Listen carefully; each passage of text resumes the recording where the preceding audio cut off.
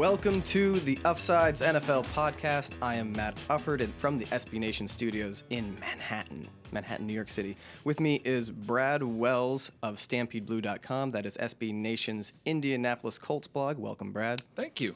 We're back after a little bit of a holiday hiatus, which is kind of a shame. We missed week 16 and 17 as well as the wild card weekend. We got some catching up to do, but first thing I want to do is let's just get right into it and preview our divisional weekend games. After a letdown of a wild card weekend, with the exception of maybe the Seahawks-Redskins game, interesting because maybe. Let's get into it right. Let's do this chronologically. Baltimore at Denver. I don't see Ravens even making this one really interesting. I don't see it either. I mean, the Ravens are good, and I think we were kind of surprised. I mean, we thought we were going to beat the Colts, right? I mean, the Colts are a young team. They're not going to go to Baltimore and beat Ray Lewis in his last game at Baltimore, right? True. So what is impressive about them is they were able to defensively look pretty good. Are they going to be able to go out there with that defense with Ray Lewis, who looks like he's got like a cybernetic arm? He does have attached? a bionic arm now. Yes. You know, is he going to go out there and be as effective against Peyton Manning and the Denver offense? And I don't think so. And I don't think he was even that effective against the Colts. Dropped an interception, looked really slow. And it was his first game back, so maybe in this game he'll be a little more. Yeah, maybe playing at altitude, he'll suddenly be be amazing. Better shape. Yeah, I don't think so. I am having a real time even finding anything interesting about this game. This is something interesting. The Colts, who did not have they weren't really good at running the football this year. They were ranked 21st or 22nd in the league. They were able to run the football very effectively against Baltimore. With their third string running back. Second string, he's a rookie, but he led the team in rushing. Vic Ballard's his name. But Denver's offensive line is much better than Indianapolis's. And you're going to have to be more aware of Peyton Manning throwing the ball, and I think that Denver's going to have a much better time running the ball against Baltimore, and that could be the big weakness for them. Yeah, no Sean Marino for he has frustrated fantasy owners for years. Has been a bit of a disappointment, but he's actually run very, very well. He's found himself a little bit this year. That's you know what? It's a lot easier to run the ball when Peyton Manning throws for 300 yards a game. Yeah, it is. Is McGahee, was he designated to come back? I actually don't know. I don't think he can come back. If he does, maybe he can come back if they make it to the championship game or not. You've exposed a blind spot in my knowledge. I have no idea.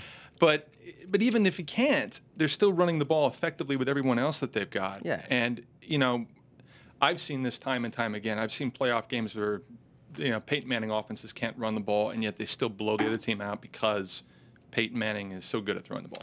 Yeah. I see Denver winning this one in a walk. Yeah. Let's just go on to Saturday night. I think this is the most interesting game of the weekend. Green Bay, San Francisco. The line I think is something like San Francisco by 2.5 or 3. Yeah. And I would not put any money on this at all. I have no idea who's going to win this game. I am really bad at betting at games, and any advice I've ever given to anybody for a game has just been terrible, and they've lost like lots of money because of me. So yeah, that's the thing is like I'm good at trying to figure out. At least I think I'm good at trying to figure out. Okay, what are the matchups? But when it comes to lines and stuff like that, I'm horrible. Especially in close games, so much of the game it relies on a single swing of momentum, such as a turnover or field position that. Or who has the ball last? It's I don't. That's why I don't gamble, because it's a lot of fun and I'm not very good at it. And this particular game, it all comes down to, I think, quarterback play. I mean, if you're talking about Green Bay, you know, Aaron Rodgers, in my opinion, has not looked very good the last month or so. So he's been human, but he did, however, lead the league in passer rating. He did. The Packers finished the season on a 10-2 run. They did. I do think that they're the weakness of that team right now is that they've gotten weak wide receiver play. Like they've had to have they've had injuries. James Jones and Randall Cobb. While they've played admirably filling in, they're still not. They're not quite the same level that you got last year. Yeah, you're not getting the same kind of production necessarily out of the wide receiving core, and obviously the running game is still a bit of an issue, and the defense. I mean, the defense is much improved. It is. They've got Charles Woodson back at safety now. Clay Matthews been playing very, very well. I think that we've got a very good matchup here. Especially with Justin Smith. How is he going to play? Is he going to play? Kaepernick is really the key. If he goes out there and plays extremely well, I don't see how the Packers can beat them. If he goes out there and struggles and turns the football over, then the Packers will definitely win the football game. You don't win playoff games on the road if you're turning the football over.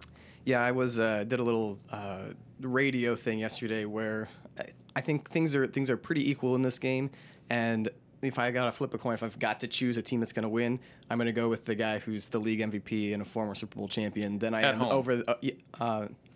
Well, San Francisco. No, it's in San Francisco. It's in San Francisco. So, yeah, it's going to be tough for the Packers on the road, but I mean, the Giants won there last year. Can we agree on one thing though? Yes. Let me say this: the first game that they played, Packers and Niners, I think that game is out the window in regards to this. And a lot of people keep bringing that game up this week. I just think it's completely out the window. That was at the very, very beginning of the year. This is now the playoffs. Lots of stuff has happened. Alex Smith isn't even the quarterback anymore. Alex Smith is not the quarterback. Justin Smith, if he plays, will be incredibly hampered. Yeah. And we saw, especially in the Seattle blowout and even their Week 17 matchup a little bit, that San Francisco is just all the talk of Aldon Smith. The absence of Justin Smith has really exposed how important he is to that defense. They peaked at a certain point, I think, at the beginning of December. And then San Francisco seemed to have some sort of slow decline, and then against the Seahawks, it wasn't a slow decline at all. It was like slamming into a brick wall. That's your letdown game after they had that big win at New England, where which is a huge comeback. But even there was the Patriots stormed back with 4 touchdowns in a quarter, and that's a team that I think you're right peaked around the Chicago Bears game. Kaepernick filled in, kicked the crap out of the Bears, and you're like, this is the team. Wow, they're going to be unstoppable. And it came down to earth a little bit in the final. And you weeks of the focus season. a little bit more on that particular division. So much of what I see in the NFC East and the 49ers is a bit on the outside. But that defense all throughout the season had been dominant. And then the quarterback change happened. And I don't think it's related, and because there's injuries that happen that come into play. But once that happened and once the defense started to struggle, San Francisco started to struggle. So they're really keyed by that defense and by their running game. Mm-hmm. But I really think at the end of the day, it's all about Kaepernick. If he plays well, they probably win. I would agree with that, and so we'll see. I'm looking forward to that game. That's my favorite game too. I live with a San Francisco 49ers fan, so we'll see how that goes. My father-in-law's a Packer fan, so I'll hear the end of that. All right, so Sunday at 1 p.m. Eastern, we've got Atlanta, Seattle, and this is another intriguing matchup. A lot of people are picking the Seahawks for this game after their big win over the Redskins last week. If I'm the Falcons, I want nothing to do with the Seahawks. Yeah, the Falcons must win this game. They must win this game. Matt Ryan has to win this game. Smith, the head coach, has to win this game. I don't think they're going to win this game. I don't. I really wish people would stop picking the Seahawks because it makes me very nervous. Well, look at the matchups. The matchups are good. Here's what I'm worried about being a Seahawks fan. Being on the East Coast and seeing the Seahawks travel east for early games. And play well. It's for the early games. The difference is the 1 p.m. versus a 4:30 p.m. start.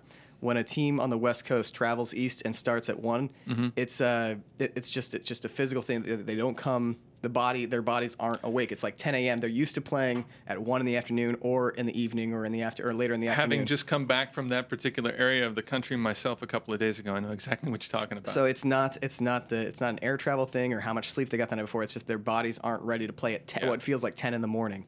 And it's last week they got the benefit of the late start. So and they still came out kind of flat. They did.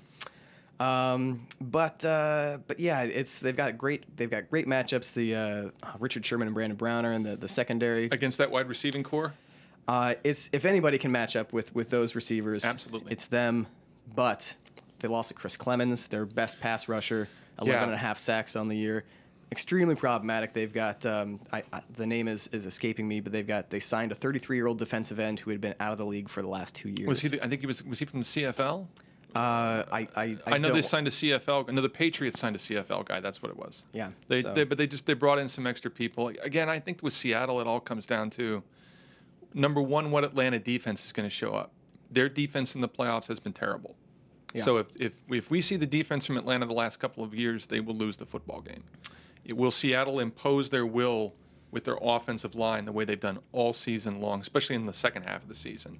And from a quarterback standpoint, if I'm looking at this, I'm like, who do I want? Do I want Russell Wilson or do I want Matt Ryan in the playoffs? Right now, I think you'd have to trend a little bit more to Russell Wilson. we have yet to see Matt Ryan go out there and dominate a playoff game or even play decent in a playoff game. I think that's the issue. It's true. And just to get back to the last point, it was defensive end Patrick Chakwara is the guy who the Seahawks signed.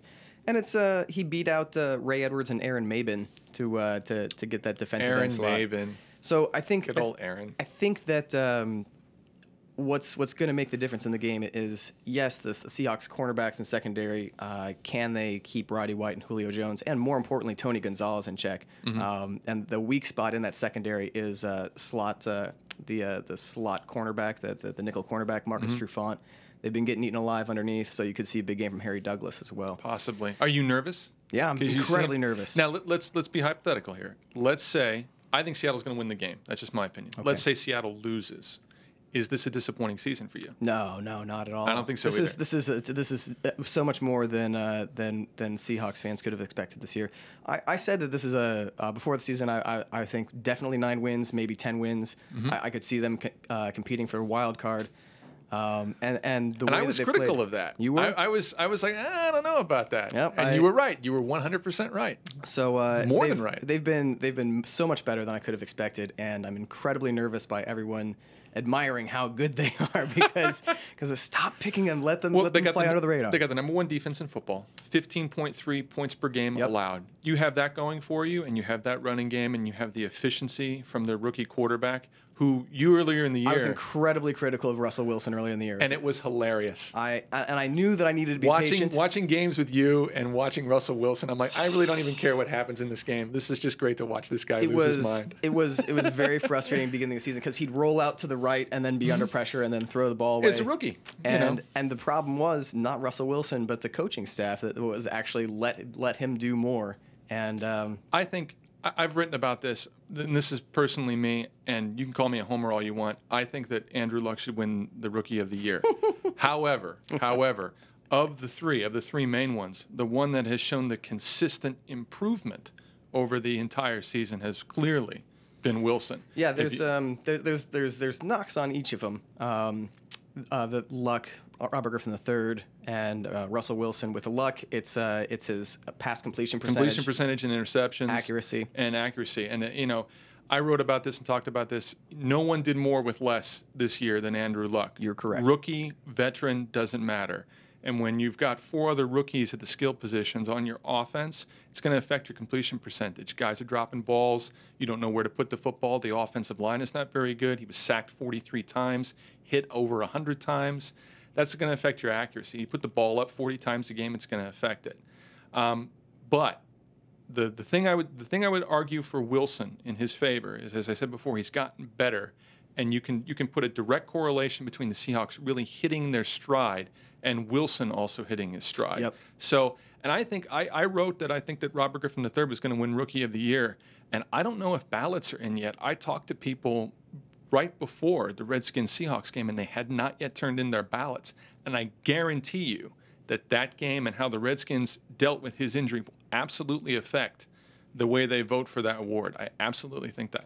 Yeah, that's, I think stats-wise, you have to give the nod to Robert Griffin III over the course of the season. Just his completion percentage, his quarterback rating, rookie record.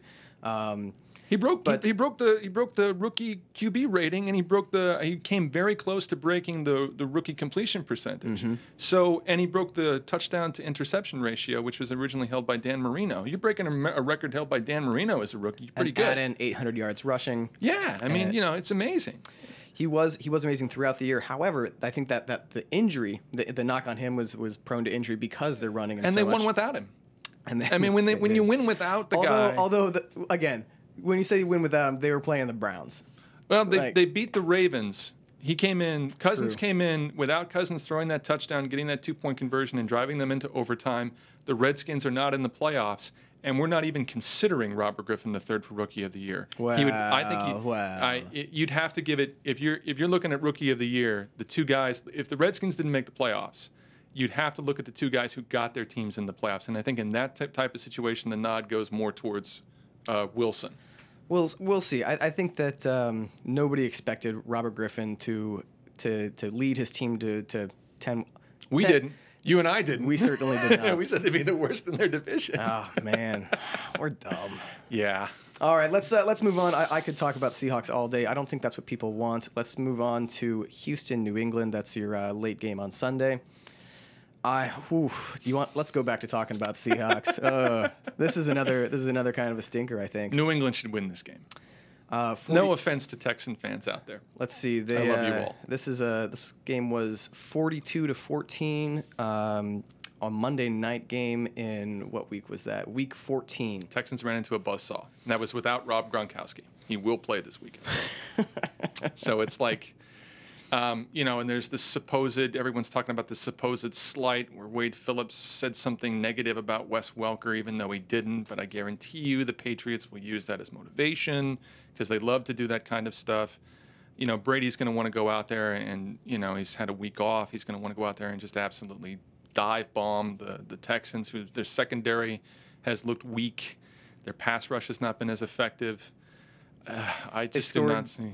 They couldn't get. Schaub did not look good in the opening round against Cincinnati. Couldn't get in the end zone. And granted, the Bengals have a very good defense. They're good. Yeah. Bengals have a good defense, but they were in the red zone. They just could not finish. That interception that Schaub threw towards the beginning of I think it was in the first half or first quarter, early second quarter. That was a terrible interception. You throw that kind of stuff against the Patriots, they're going to kill you.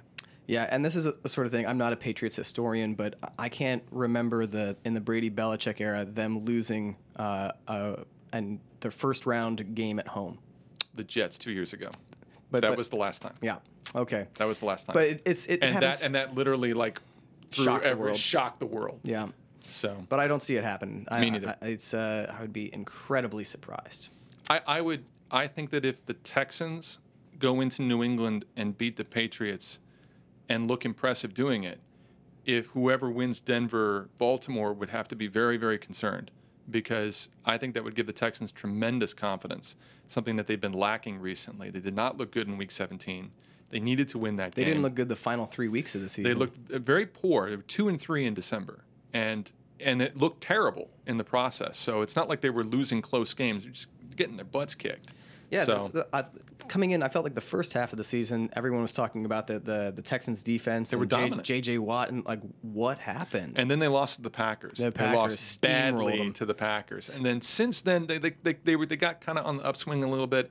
And then December happened, and we've seen this consistently with Gary Kubiak coach teams. December rolls around, and the Texans just seem to lose something. We saw it last year. They lost to the Colts last year, and the Colts had one win at that point. That's right. And so you're seeing this consistently with the Texans. If they lose to New England, I think Kubiak's job is safe. But this is a team that people are expecting championship game, Super Bowl. And if they don't get there this year, and they have a very loaded team, I think you're going to start hearing some whispers in Houston.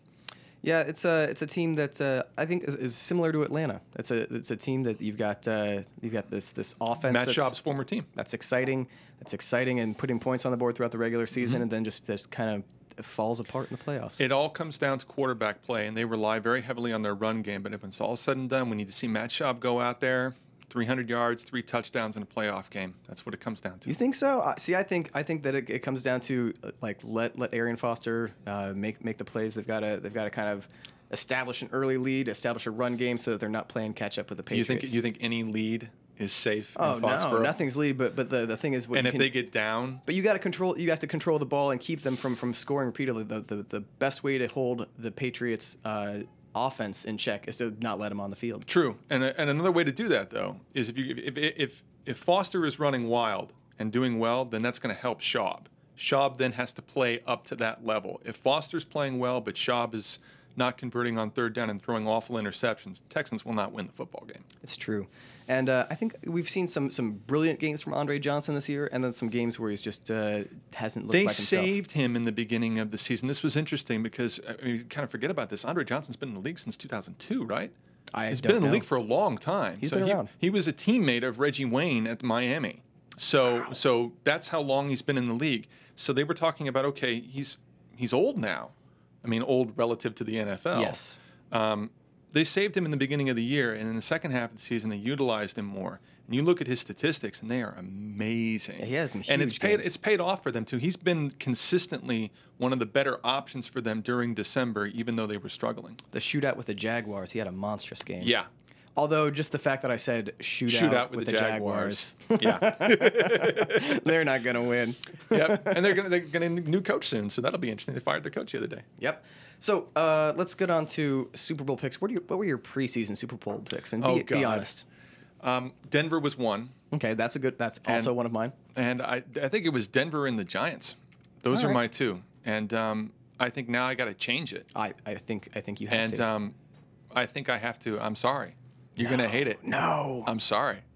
But I think I'm going to have to go with your Hawks. And I think that would be a dream matchup because you would have, sort of old school offense old school relative to what modern NFL is versus an even older school style of defense and running the football. And, I think the matchups would just be fantastic. The cornerbacks versus the Denver wide receivers, Manning versus Bradley's defense there. I just think it'd be great. Oh, yeah. I had, and you would love it. I had the Seahawks beating Peyton Manning. You would never. Oh my goodness. I find the Peyton Manning Broncos incredibly likable. I hated the Peyton Manning Colts, and I like the Peyton Manning Broncos. I can't explain it. Sure you can. It's not the Colts. I think it's the beautiful city of Indianapolis. Maybe. Love that shrimp cocktail. Yeah, it's great. I had Packers and Broncos before the preseason, the season. And that would be a compelling match. I think the networks obviously they would go nuts. Yeah, Green Bay and you get, and especially if it's Manning Brady in the championship game, and then you go from that to either Brady Rodgers or Manning Rodgers. I mean, they're practically selling the tickets now for that. So. Yeah, in our little internet circles, there's people get upset at the announcers at the media for the fluffing of Tom Brady and Peyton Manning. Yeah. But I can't say how much I would rather see Broncos and Patriots versus Broncos or Texans, like Broncos Texans, or even the Falcons. I mean, if the Falcons get there, it's because Matt Ryan has just he's now raised his game. Do you want to see that, or do you want to see somebody who has consistently always been there, consistently been great in the postseason, like a Manning, a Brady, or a Rodgers? I will say the Falcons, even though they've got the bad rap in the playoffs, they've lost to very, very good teams in the playoffs. They lost to the two teams that won the Super Bowl. Yeah, and if you go back to their three losses, that was a representative in the Super Bowl. So they're losing to Super Bowl teams, and in a lot of cases they're the one seed. They're getting the bye week. It's expectations. Once you've reached that level, you got to win in the playoffs, and if you don't, people are going to be critical of you. I mean, trust me, as an Indianapolis Colts fan, we saw. I mean, you had years of Peyton Manning. Peyton Manning can't win the big one. Yeah, I mean, all of this lauding of Peyton Manning right now, people saying that he's one of the greatest players that's ever played, or he might be the greatest quarterback of all time. I think it's hilarious because I remember reading all this stuff about how Peyton Manning was a choker and that he sucked and that he'd regressed and he's never going to win the big game and all this stuff. And then he beat Rex Grossman in the Super Bowl and he's one of the best of all time. Yeah, it's the things that are storylines in the NFL will remain storylines until they're disproven, and that's just the world that we have to live with.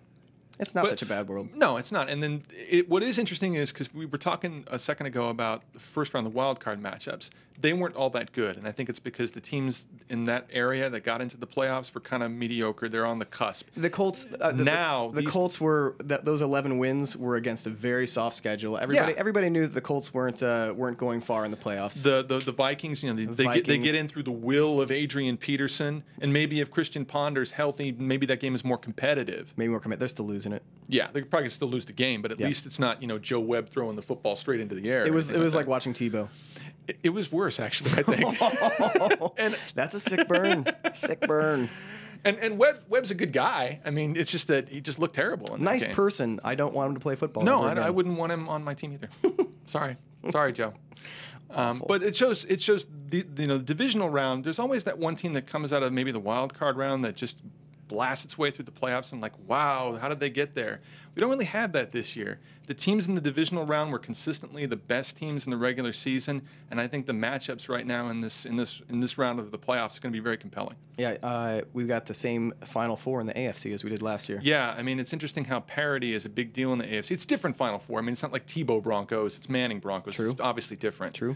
So, but I mean, with all this parity, we're now starting to see consistency in the AFC a bit more than in the NFC. We're seeing that the teams that are better run have better players. Like cap management and identifying. There's a growing trend that, hey, maybe that there's kind of, I don't want to say backlash to the combine, but there are a growing number of teams who identify talented players like, hey, forget what this guy's 40 was, forget how much he bench pressed. He was really good in college, so we're going to draft him. Yeah.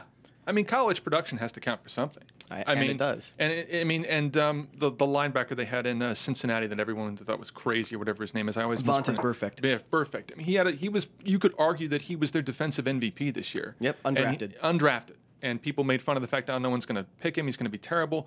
Everyone on Cincinnati's roster said defensively, this guy was the key player for us. Yep. Everyone always points to that photo where he's pointing at the USC quarterback like he's going to sack him or whatever. It's like, this guy's nuts. He's going to be terrible in the league. And look, he had a fantastic year. And we see it in Seattle, of course. Russell Wilson in the third round. Bruce Irvin, their first overall pick. People are saying reach and one of the best defensive rookies in the league this year. We're getting into this a little bit. Take your Seahawks hat off for a second. I'll take my Colts hat off. Okay. Executive of the year. All right. Executive of the year. You can make an argument for Schneider. You can make an argument for Elway. You can make an argument for Grigson in Indianapolis. I think Elway's going to get it because the media loves. I think you have to give it to Elway. And I think you give it to Elway not just for this year, but for last year as well. Last year because of the draft. This year because of divesting of Tebow. I think he was just shipped Tebow out. Like you could, the fact that he got a draft pick in return for Tim Tebow, any draft pick at all, is impressive. And going out and signing Peyton Manning, the most highly desired free agent in recent NFL history. I've changed my tune on Elway a little bit recently and said that I think that Grigson should get it if you just look at this year based on what people have had to work with. But we all know that with Executive of the Year, they're not just looking at this year. They're looking at the year before that. The team that they built. It's how it's built up over time. And if you're looking at that, if you're looking at Von Miller, and if you're looking at the secondary that they built, which looks pretty good, and you're looking at the offensive line, and you're looking at all the free agents they brought in, Jacob Tamme, Brandon Stokely, these guys have had significant contributions. You can make a very compelling argument for Elway. You can make an argument for Schneider as well. I do think he and Pete Carroll have built a fantastic team. Yeah, just through this, a draft I was very critical of. Yep. Very critical of. But it's not an exact science. All you can do is just look at it and go, this doesn't make sense to me. And then when you see the product out on the field, okay, it doesn't make sense to me, but it made sense to Pete Carroll, and he's the one coaching it. So it worked. This is a team that the youngest in the NFL. Most of the players have come in the 3 years since Carroll and Schneider have been teamed together. And also next year we'll have $18 million in cap space. So most in the NFC West at this moment. So that'll be interesting. It's a smart run organization, and that. As a Seahawks fan, the Seahawks cap is now back on. Like this is a team that I've never seen a quarterback throw the ball downfield accurately before. This is amazing. That division is interesting. That division 2 years ago was a joke. 7-9 was. It was 2 years ago. The Seahawks were 7-9 division champions. Now, I mean, we can joke about the Cardinals. We're probably going to get into our preseason picks or whatever. But we talked about how the Cardinals might be a good team this year. They started 4-0. Yep. And then their quarterbacks just dropped off the face of the earth, literally. They fell into a hole with injuries and all kinds of stuff. So it's interesting that even with that bad team in that division, that was still a very competitive and very compelling division. Well, the Cardinals still had an excellent defense. So in any given week, the Cardinals' defense could take over. Again, there's only so much you can do when John Skelton's taking snaps. But the Rams are a scary team that played the Niners hard twice. Yeah, and should have tied them. That would have been hilarious. 2 ties would have been awesome. I would have appreciated that. Yes, I'm sure you would have. As an outside fan, I would have appreciated it too. All right, so I think that's it for the divisional playoff preview. Great games. Seriously, This is my favorite weekend of the NFL season. Yeah, because the championship games, they're isolated to that one day, and then once that ends, it's 2 weeks. It's 2 weeks, and then it's basically a 2-week-long party with corporate sponsors and stuff like that, which is fine. But then the Super Bowl happens, and sometimes it's just like it's the big party at the end of the week-long party. Yeah, this is where we still hold on to our football. You got a full weekend our of real football. Full weekend. And there's no dog teams. Dog teams. It's just 14 hours of your weekend watching the best NFL football. Yeah, and the teams are good. It's not like, somebody snuck in and you're like, do I have to watch the Titans and Vince Young again? No, it's legitimately great teams with legitimately compelling quarterbacks. Yeah. I think any of the teams that are playing this weekend could go to the Super Bowl except for the Ravens. I think they're the only team that I don't see. And watch. Like we say that and watch, like the Ravens just go on some sort of roll or whatever. Yeah, if there was ever an argument against momentum going into the playoffs, this was the season to argue against it. No one was going into the playoffs looking like crap more than the Ravens and the Texans, and they both won in the first round. The Colts and the Bengals were the hottest teams going into the postseason, and they both lost. They're the hottest teams going into the postseason. In the AFC. Because you've got the Packers, the Seahawks, the Redskins. Yeah, I'm talking solely about the AFC. Also, the Broncos are much hotter than any of those. Yeah, the Broncos haven't lost since that comeback win against Seattle. Yep. Back in October. That was the last time they lost. So, and that's pretty consistent. Like Peyton Manning, once he gets on a roll with a team, they roll into the playoffs hot. It will be very interesting to see how they come out, because we've seen historically with Peyton Manning teams, they get on a nice roll, go into the playoffs, they have that first round bye, they come out flat. So it'll be very interesting to see what happens. We will see, and I'm looking forward to it. If you happen to be watching or listening to this podcast, thank you very much. We're going to be back on a regular schedule starting next week, and then we're going to take you through the playoffs. It's going to be great. Brad Wells, check him out at Stampede Blue on Twitter, correct? Yeah. StampedeBlue.com is his fantastic website. And, thanks for watching. We'll see you next week.